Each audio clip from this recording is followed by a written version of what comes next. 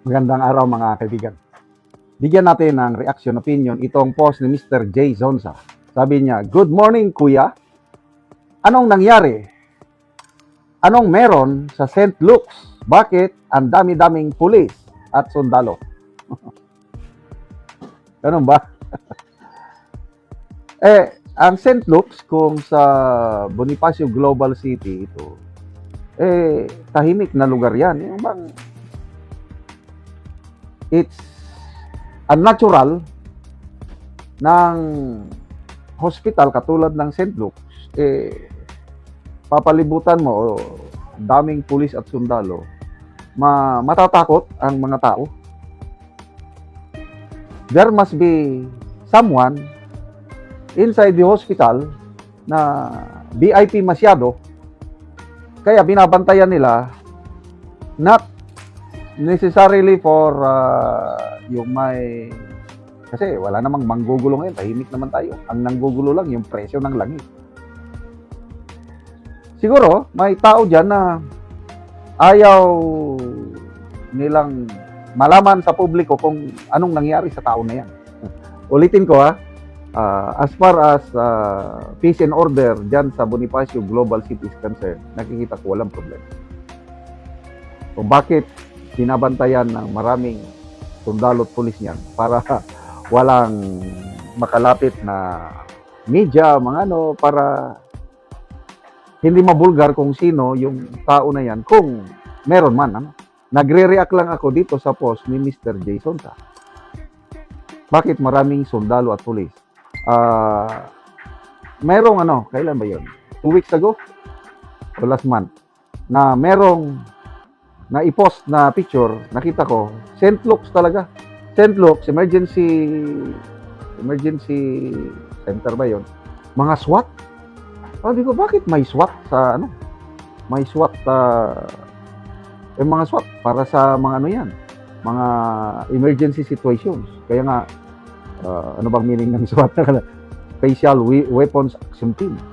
Yan yung mga pinaka-the best sa police.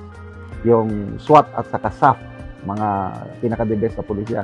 Once na na-deploy yan, there must be something or somebody inside na dapat nilang proteksyonan. So, ano ba talagang nangyari? Puros na lang ba tayo ganito? Puros haka-haka? Wala na bang karapatan ng taong bayan na malaman kung ano ang kalagayan ng bansa? Kasi naglilipa na ngayon sa balita ng mainstream media, pinapakita nila na malusog ang leader, kailang napapalpak man sila. Dahil pati ang video ng yumauna na isasama nila. Pati ang picture ng matagal na sa poder, tinanggal na isasama nila. Mga picture, mga throwback pictures, ipinapakita nila na tingin nila sa Pilipino, otso-otso. Huwag nyo namang insultuhin ang taong bayan. Nakaranas na kami ng ganyan nung last year ba yun?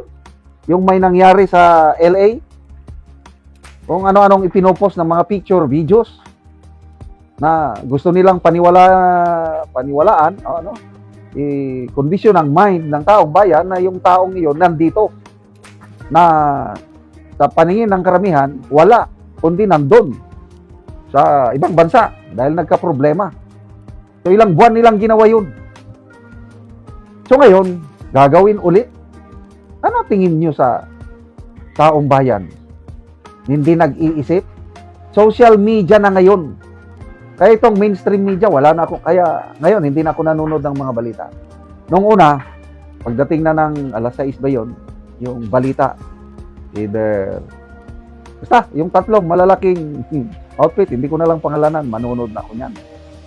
Ngayon, hindi na. Wala na akong tiwala yung tatlo na yan, na malalaking mainstream media. Puros lang. Sabi nila, labanan natin ang fake news. Fake news. Silang number 1 na gumagawa ng fake news. Oy, social media age na ngayon. Ang daming sources ng information. You cannot control the narrative anymore. Gone were the days na kung ano ang sasabihin ng media, ang tao maniniwala na lang dahil wala siyang ibang source ng information. Eh ngayon, kahit simpleng tao lang, basta may cellphone, may load, kaya mamaya pag may nangyari, video lang ng tao na yan, i-upload niya, malalaman ng buong mundo. Ganyan ang kabilis ang informasyon. Kaya, sana mag-isip-isip kayo. The public has the right to know kung ano ang kalagayan ng leader. Kasi leader man kaya siya.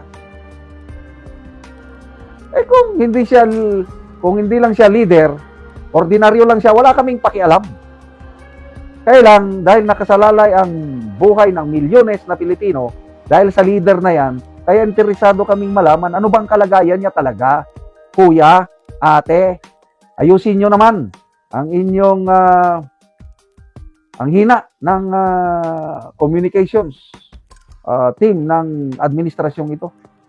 Palagi na lang panluloko ang ginagawa nila.